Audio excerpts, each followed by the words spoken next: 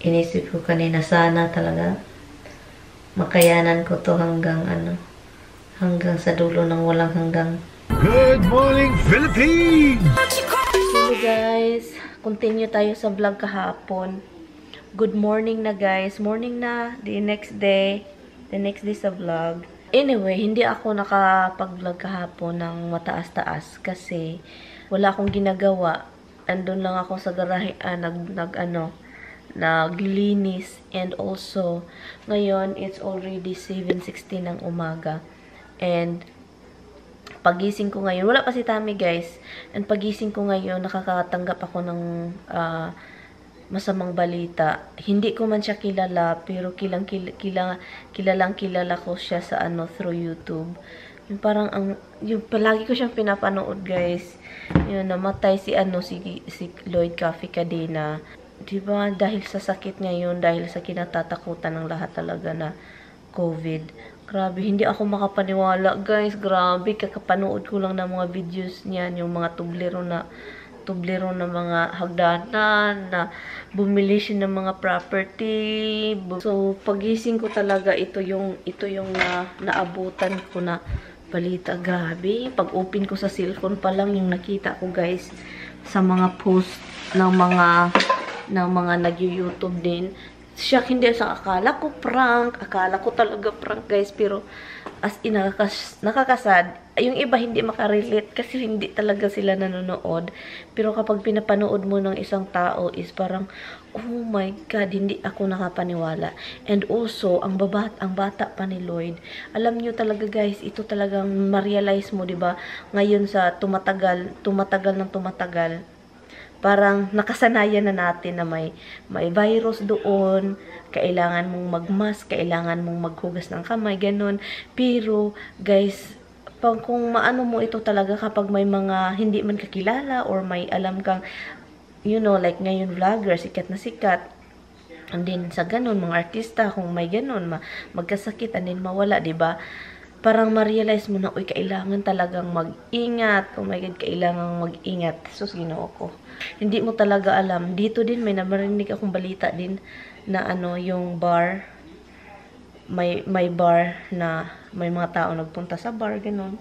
Yung parang nag-open na kasi yung iba, nag-open na. Pero social distancing pa rin, nagkakuha pa rin sila, kaya nga ingat-ingat talaga kahit saan ka magpunta, mag-ingat talaga.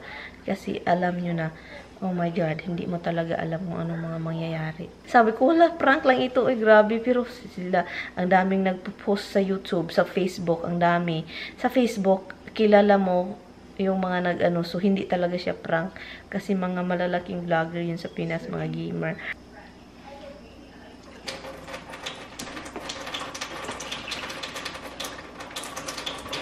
Ito pa rin ako guys, naghihintay pa rin sa asawa ko.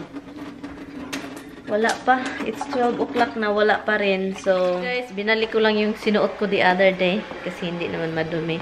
Oh my God, wala masyadong ganap, guys. 2:50, 3 o'clock na. 3 o'clock na ng hapon, wala pa rin si Tami, pero patungo na siya dito. Somebody's here. Somebody's home. Look who it is. The first thing he does is give the treaties. Hana, too much. It's dinner soon. Oh my God, look what Tommy bring, guys. Director, mistress. The movie mistress. Han, what's wrong with you? Oh, gotta be cleaned. Director chair. Look, can you sit over there? Director. Director. That's really uncomfortable chair. What if the director is so heavy? And guys, nag-defrost ako ng shrimp. Mag-shrimp tayo mamaya for dinner, and also magpapasta tayo for dinner. And magugulay ako. Yun, ito. Magluto. I'm going to cook early, guys. Because later on will be like, okay, I'm going to boil some. Galing ako sa labas. Di ba yung cucumber ko? Yung cucumber ko is, na siya? Namatay na. So, kinukuha ko. And then yung mga bok choy, kinukuha ko din. Kunin ko na sila lahat para next year ready. Na lang siya. Mag-add na lang ako ng kaunting sowel. And yun.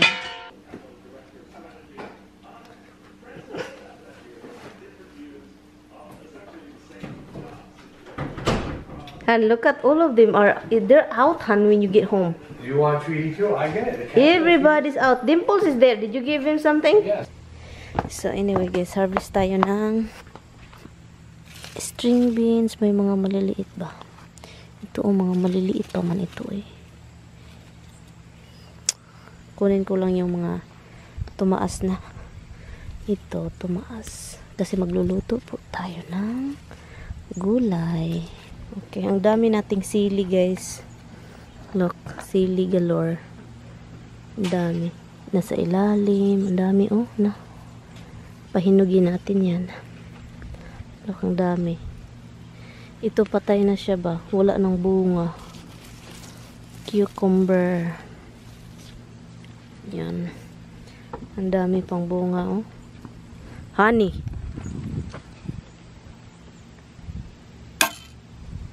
Oh my God. Han, that's not really good, Han. Can you put that back? Sus, nakakatakot itong asawa ko.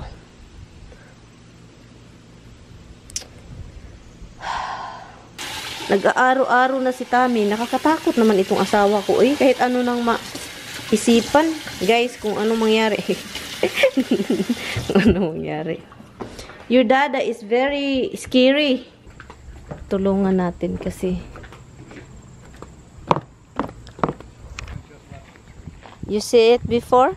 Yeah, it's on the left of the tree. The left side? Drop down. What? The left side? Yeah, this side.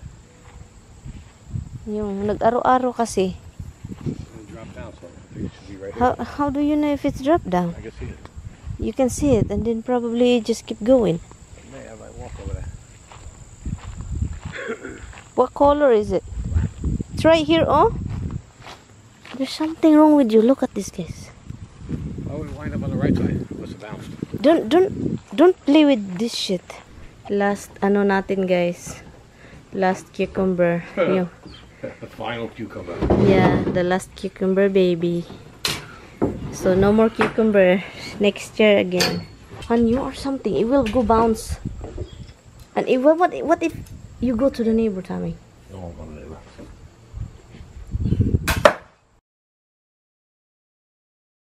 Yun guys, tapos na yung ano natin, pasta. And then ito na tayo, nagluluto na tayo ng garlic.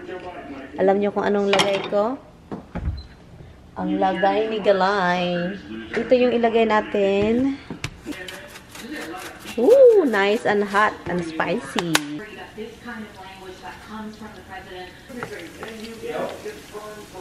I-defrost na siya. Ilagyan ko lang siya ng paminta, garlic, powder garlic, and then konting salt. And then yun, i-grill natin.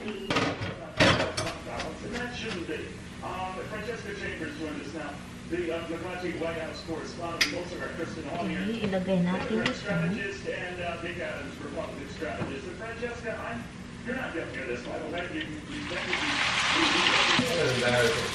Oh.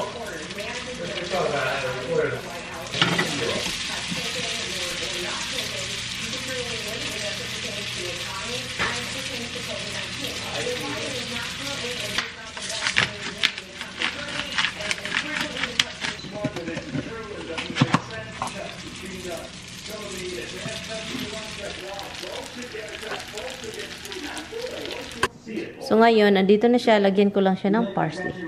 Ito na guys, hindi na ako mag-ano ng garlic pala. Lutuin na natin itong gulay.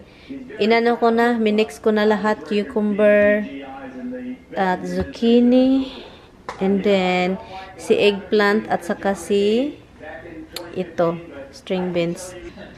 Ha? Nothing. You're not paying attention, so. Okay, let's cook the gulay. Garlic.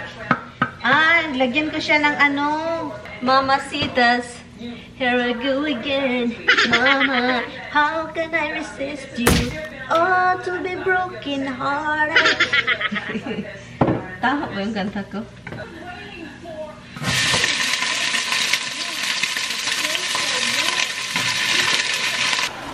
Ito, ang sarap pag may gulay. Eh, yung gulay na gulay lang talaga ba? Oyster. Masarap pala talaga itong oyster, no?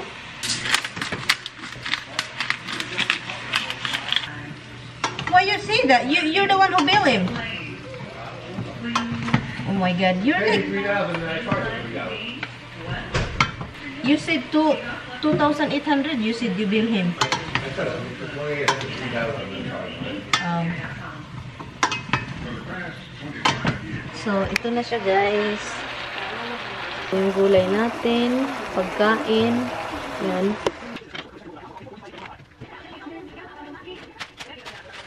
It's my money and I need it now. What advertisement is that? J.G. Wentworth. CG Wentworth. It's been cash now.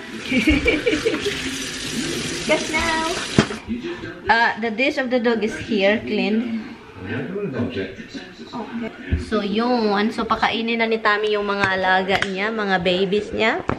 Because, and then somebody's waiting. Every time Tommy's here, I want him to feed the kids. Because nakakapagod, no? It's really tiring to feed them. It's like for 5 years, I've been feeding you. Huh? Tough life your mama lives. For 5 years.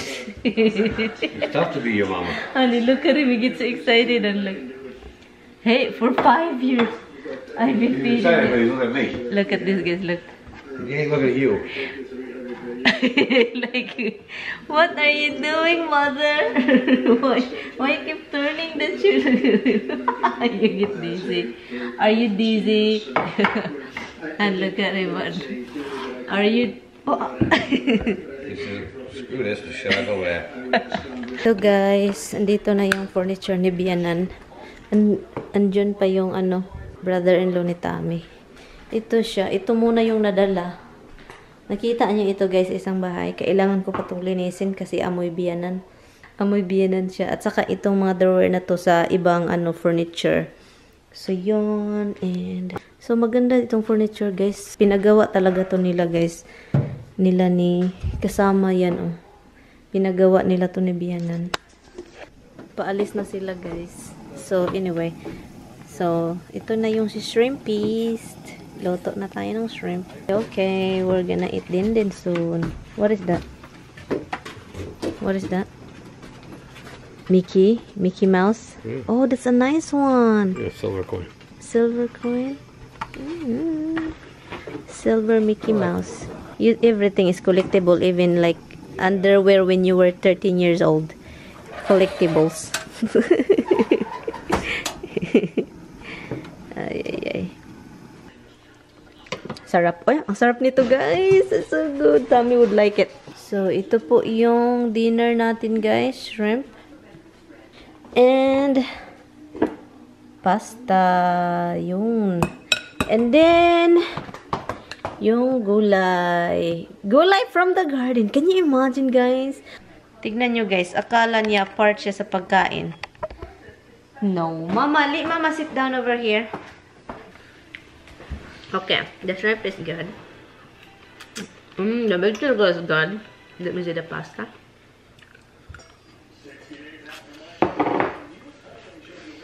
The pasta is spicy. When I'm peeling your shrimp, he sit here. I bet. He do like this and Did you give many? no, he put one paw, snipping. I said no. You didn't share with him. He's right here staring at the dimples too.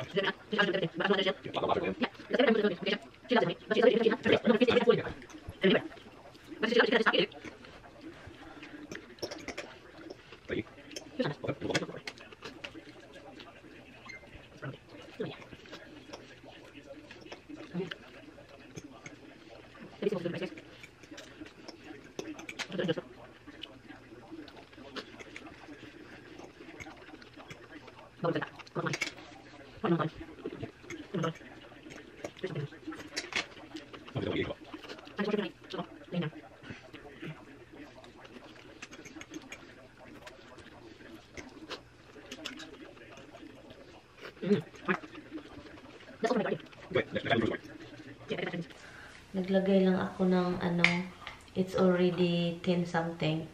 Almost 11 o'clock na ng gabi guys. Pero, ito, lagay tayo ng pants. Yan, katatapos lang namin nanonood ng ano, ng show. Hindi po ito Chinchan show. Hindi po, naalala ko tuloy yung Chinchan show. Pangpaputi ng mukha. Ito, maputi lang talaga siya first time mo ilagay. Pero, hindi ito pang ano. Para sa akin, hindi ito pang paputi. Paano ito? Para pang ano sa skin ko. Kasi ang dami na itim, mga spots ba. Hindi nagkabugas-bugas ako. Ito yung problema kapag may bago kang i-apply sa mukha mo. Ang problema is, magkaano siya yung mayroong mga pimples na lalabas. Noon talaga guys, gusto ko yung kuko ko mataas. And then, sinishape ko na lang siya. And then, mag-color. Ngayon, ayaw ko na guys. As in, hindi ko na siya nagustuhan. Nung mag-ganyan-ganyan. Ano siya, yung parang pin in the neck. Pin in the neck. Pa-English-English ka. Pasakit sa liog. Masakit sa liog. Pin in the neck. So, ayaw ko ng mga mataas yung kuko. Noon, gusto ko yun, taas kuko, color. Ngayon, wala na. Ayaw ko ng ganun. Na ano ko guys, kanina pagkatapos namin ko kumain, hindi ako nag-vlog, nairita ako. Nairita ako dahil sa ano, itong asawa ko, may mga gamit yung bunso niya. Bunso nila. Yung bunsong kapatid. May mga gamit kasi walang bahay nga, di ba? Hindi niya alam kung saan ilalagay yung mga gamit. Ganun. Ang plano ng asawa ko, dalhin dito yung mga gamit na ano. Nairita ako guys kasi madami na yung gamit niya sa kanya. So ngayon, maging siya pa yung mamoblema ng gamit ng kapatid niya. Basta yun, nairita lang ako. Kasi ang daming gamit ng asawa ko, and then magdagdag pa siya. Maging makasanayan na din kasi yan eh. Kapag mag-start, inisip ko kanina, sana talaga makayanan ko to hanggang sa dulo ng walang hanggang. Kasi hindi man ito lang guys ito kasing problema na to, hindi siya yung problema na simple lang na parang gamit lang yan. Ano siya, mentally draining. Ano ko. So yun, and yun siya. Hindi lang siya gamit dahil madami yung kapasidad ng ano ko. Doon talaga to nasisira sa isang bahay. Yung ano ko, para akong luka-luka. Ninano ko na lang yung sarili ko. Parang na-stress na. Naisip ko kanina, nakaupo akong mag-isa doon, sabi ko sarili ko. Kung mahal ko yung asawa ko, pero kapag ganito man lang na yung sinisira ko na yung ano ko, yung parang yung wala ng, basta iba. Sana makayanan ko to, kasi pag hindi, ay. Sabi ko, sa isip ko, pagka talagang masisira na talaga yung utak ko nito. Hindi kasi siya, guys, yung totoo pala yung kapag meron ka parang nag-ano ka ng mga gamit. Masisira talaga yung mo, yung matuliling. Lalo't hindi pa sa'yo, parang hindi sa'yo ba, and then, ganyan. So yun, napaisip lang ako kanina, kaya makaya ko ba ito? Hanggang sa dulo ng walang hanggan. Kinuha ko na yung cover, kinover ko lang siya, and then ilagay ko naman ito pagising bukas. Anyway guys, i-end ko na tong vlog, inom lang ako ng tubig. So, andun siya. Nag-usap naman kami, pero nairita ko kanina na nakipag talaga ako discuss yung dahil sa ganong problema nga, di ba?